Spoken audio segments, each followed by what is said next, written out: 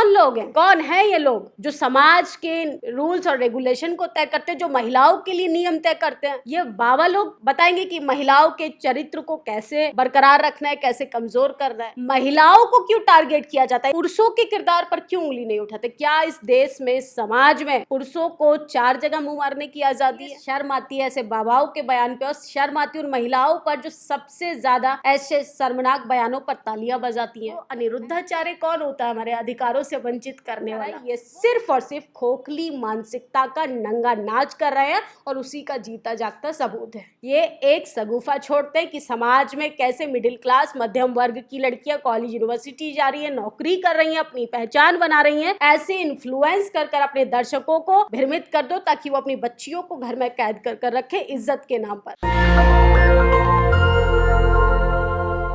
इन दिनों महिलाओं का चरित्र पर चर्चाएं बहुत ज़्यादा देखने को मिल रही होंगी, और मुख्य तौर पर कथावाचक जिनके ऊपर ये जिम्मेदारी होती है कि वो समाज को सही दिशा दिखाएंगे, वो लोग अब एक मुद्दा पकड़ चुके हैं। और महिलाओं के चरित्र हनन का काम, अगर मैं ये शब्द कहूँ तो एकदम सही होगा, क्योंकि बेबाक निडर पत्रकार निधि रतन इस वक्त हमारे साथ मौजूद हैं। नेशनल दस्तक की तमाम रिपोर्ट आप इन्हें लगातार सालों से देखते होंगे। तो अब मैं जानना चाहूँगी कि कथावाचक अनिरुद्धाचार्य हों, प्रेमानंद महाराज हों, और साध्वी भी आपने हाल फिलहाल में देखी, और तमाम ऐसे बाबा हैं, खुल कर बताते हैं कि किस प्रकार की महिलाएं घरेलू हैं और किस प्रकार की महिलाएं घर के काबिल नहीं हैं।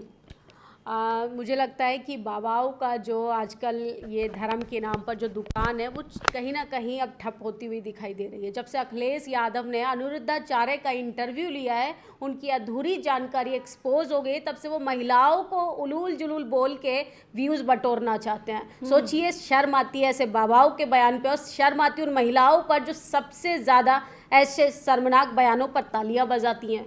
ऐसे बाबाओं को हजम नहीं है कि ऐसे बाबाओं की जो रूढ़िवादी परंपरा है, अब उसकी जंजीरों को महिलाएं तोड़कर आगे बढ़ रही हैं। बाबा जिस तरीके से महिलाओं के किरदार पर उंगली उठा रहे हैं, वो कहते हैं 25 साल की महिलाएं जो होती हैं वो 4 जगह मुंह मार चुकी होती हैं। क्या उन्हीं की पार्टी की बात करें तो कंगना रनावत क्या कहीं मुंह मार चुकी हैं? तमाम ऐसे लोग जो राष्ट्रीय हित में, देश के हित में बॉर्डरों पर बेटियां लड़ाई लड़ रही हैं, क्या उनके किरदार पर उंगली उठाई जा रही है? इस देश के जो पॉलिटिशियन ममता बनर्जी की बात करें, वो तो शादीशुदा भी नहीं है। एक्ट्रेस तब्बू की बात करें, तमाम ऐसी एक्ट्रेस है जो 50-50 साल की हो गई, क्या वो 10 जगह मुंह मार चुकी है? तो ऐसे बाबा कहीं ना कहीं खोखले होते जा रहे हैं, इनकी दुकानें बंद होती जा रही हैं। इसलिए अब महिलाओं को उलूल जुलूल बोलकर कहीं ना कहीं चर्चाओं में बने रहना चाहते हैं। अनिरुद्धाचार्य ने एक और बयान दे दिया। उन्होंने सीधे तौर पर बता दिया कि लिविंग में रहने वाली महिलाएं किस प्रकार से होती हैं। जो शब्द का उन्होंने चयन किया है, अब तक आपने सुन लिया होगा, क्या कुछ कहना चाहेंगे?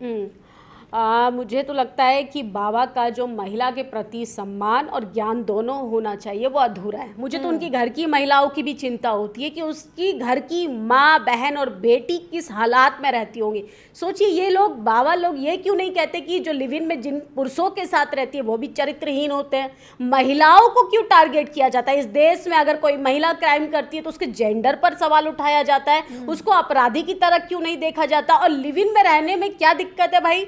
महिला इंडिपेंडेंट, स्वतंत्र तरीके से अगर किसी के साथ रहना चाहती है, ये बाबा लोग कौन तय करने वाले होते हैं कि कौन महिला क्या पहनेगी, किसके साथ सोएगी, किसके साथ घर बसाएगी, किसके बच्चे को जन्म देगी? मतलब संस्कारों के नाम पे अपनी रूढ़िवादी परंपराओं को और अपने मर्दवादी अहंकार को बरकरार रखने के लिए ये लोग महिलाओं के चरित्र पर उंगली उठाकर उसको कमजोर साबित करना चाहते हैं। लेकिन वो कह रहे हैं कि 4 जगह का खाना चख लेंगी तो फिर उन्हें घर का खाने की आदत नहीं रहेगी। 4 जगह चखने से क्या मतलब है? पुरुष 4 जगह मुंह मार के वो चरित्रवान बने रहना चाहते हैं। मुझे लगता है कि गौतम बुद्ध की वो लाइन मैं यहाँ बोलना चाहूंगी कि बिना पुरुष के चरित्रहीन महिला नहीं हो सकती। जब तक पुरुष चरित्रहीन नहीं होगा किसी महिला के साथ, तब तक महिलाएं चरित्रहीन नहीं होंगी। और तमाम बाबा जो बनते हैं, ये पुरुषों के किरदार पर क्यों उंगली नहीं उठाते? क्या इस देश में, समाज में पुरुषों को 4 जगह मुंह मारने की आज़ादी है? वो जो कहते हैं कि महिलाएं 4 जगह मुंह मार चुकी होती हैं 25 साल तक उम्र तक, असल में महिलाएं जो हैं वो इनकी गुलामी की जंजीरों को तोड़कर, इनके मर्दवादी अहंकार को चकनाचूर कर कर तमाम जगहों पर बराबरी हिस्सेदारी चाहती हैं।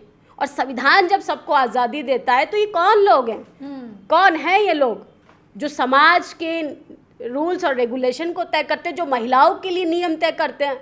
ये बाबा लोग बताएंगे कि महिलाओं के चरित्र को कैसे बरकरार रखना है, कैसे कमज़ोर करना है। जिस तरीके से प्रसव की पीड़ा एक महिला ही बता सकती है, पीरियड्स का दर्द में एक महिला ही बयां कर सकती है, जो जिस जेंडर में पैदा ही नहीं हुआ उनकी तकलीफ़ों को ये बाबा क्या बताएंगे। इन्होंने तो महिलाओं को और पैसे को अपना आधार बनाकर धर्म की दुकानें चला रही हैं।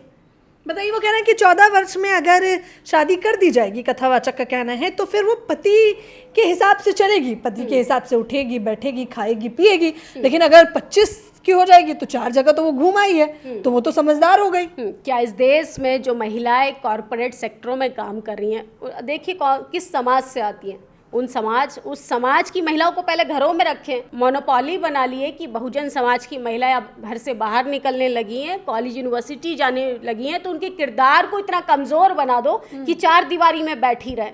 सोचिए कि रितंबरा है, साध्वी रितंबरा अपने आप को कहती हैं, वो कहती हैं कि महिलाएं नग्न होकर रील्स बनाकर पैसा कमा रही हैं। तो ठीक है भैया, नेटफ्लिक्स बंद करवा दीजिए, हॉटस्टार बंद करवा दीजिए, बॉलीवुड बैन करा दीजिए, इंटरनेट ही बंद करवा दीजिए।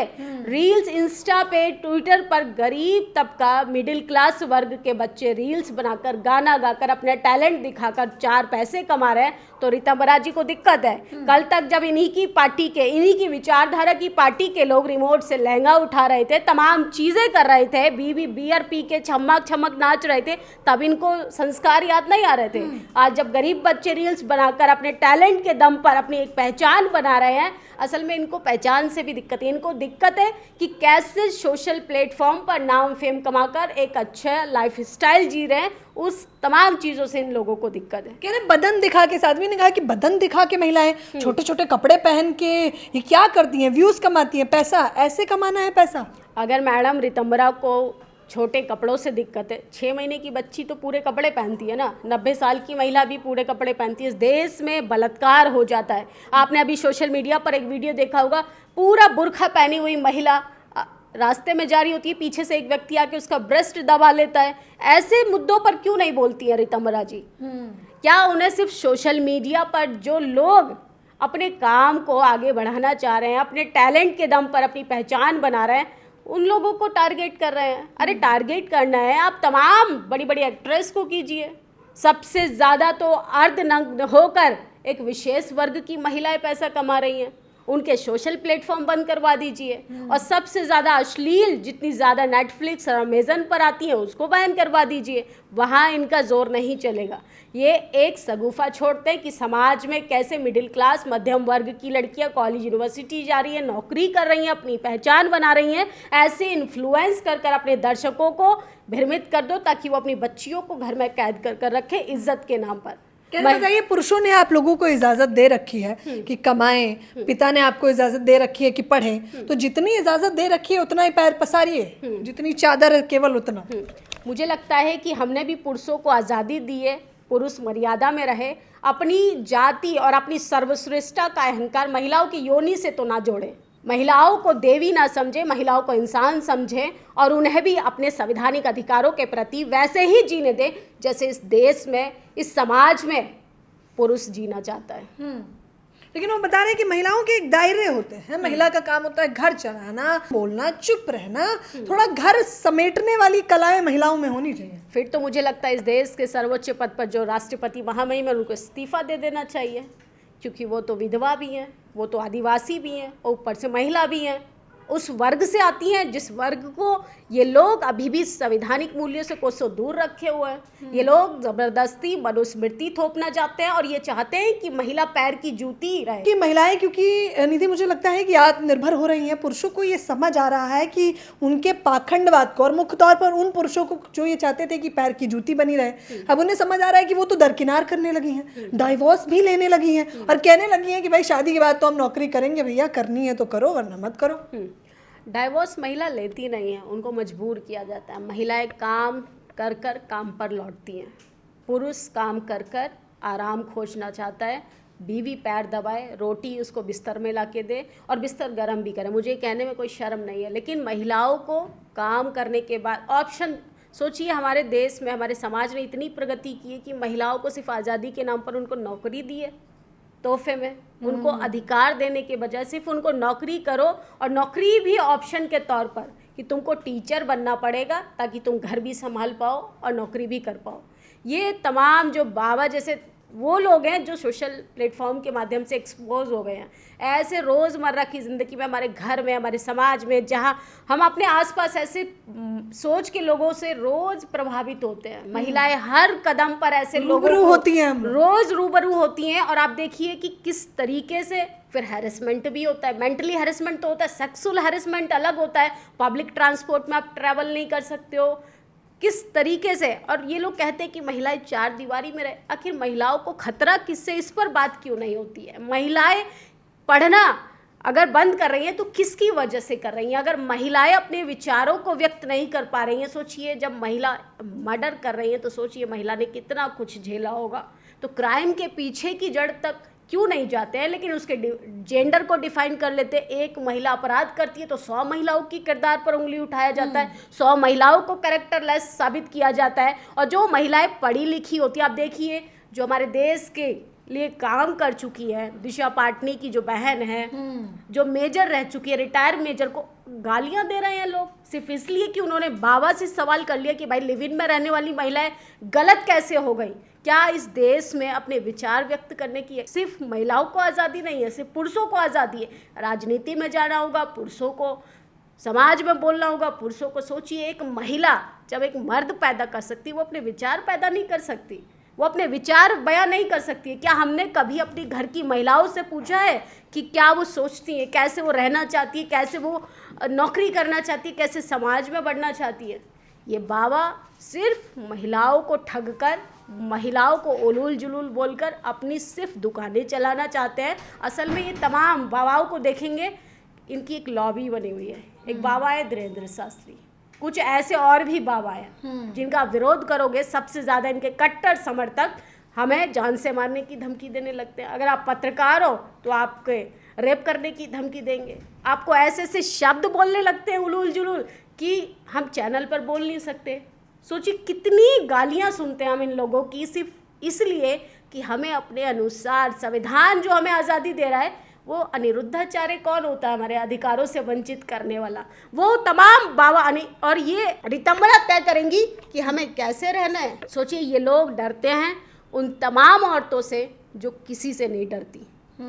ये समाज अभी भी बर्दाश्त नहीं कर पाया है कि महिलाओं के हाथ में कलम और किताब आए, वो चकला बेलन ही देखना चाहता है। बताइए, अच्छा ये आपने देखा होगा कि अब ये चर्चा में आ गया है, एक बाबा समाप्त नहीं करते कि दूसरे बाबा बोल देते हैं, दूसरे बाबा समाप्त नहीं करते हैं कि तीसरे बाबा महिलाओं पर टिप्पणी कर देते हैं। और बाबाओं को तो छोड़िए, पुरुषों की टीका टिप्पणी तो आपको मुझे लगता है फिर थोड़ी समझ आती है, लेकिन अब तो महिलाएं भी साध्वी आ गई है बाकायदा ये बताने के लिए कि कपड़े कितने छोटे पहनने हैं, कितने बड़े पहनने हैं। आप देखेंगे कि यहाँ पर जो एक टैबू बना हुआ है ना कि एक इंडिपेंडेंट महिला, एक वर्किंग वूमेन चरित्रहीन दृष्टि से देखी जाती है। कुछ चार जगह मुंह मारने वाली महिला अगर शादी कर रही है सामाजिक दृष्टि के अनुसार तो वो सती सावित्री हैं। असल में महिलाओं ने जितना महिलाओं का नुकसान किया ना, उसी का नतीजा आज हम भुगत रहे हैं कि अनिरुद्धाचार्य जैसे लोग मंचों पर बैठकर महिलाओं को चरित्रहीन कह रहे हैं। महिलाएं जिस दिन महिलाओं के साथ खड़ी हो जाएंगी उस दिन ना अनिरुद्धाचार्य की हिम्मत होगी, ना ऐसे तमाम पाखंडी बाबाओं की हिम्मत होगी कि महिलाओं के चरित्र पर उंगली उठाएं। उन्होंने अपने गिरेबान में झांक कर देखा, अपने घर की महिलाओं से तकलीफ पूछी है। और एक तो बाबा हैं जो कहते हैं कि बिना मंगलसूत्र के महिला खाली प्लॉट होती है। क्या चित्रा त्रिपाठी खाली प्लॉट है? उन्होंने तो तलाक दे दिया अपने पति को। क्या अंजना ओम कश्यप जो बिना मंगलसूत्र के टेलीविजन पर बैठकर न्यूज़ पढ़ती है, क्या वो खाली प्लॉट है?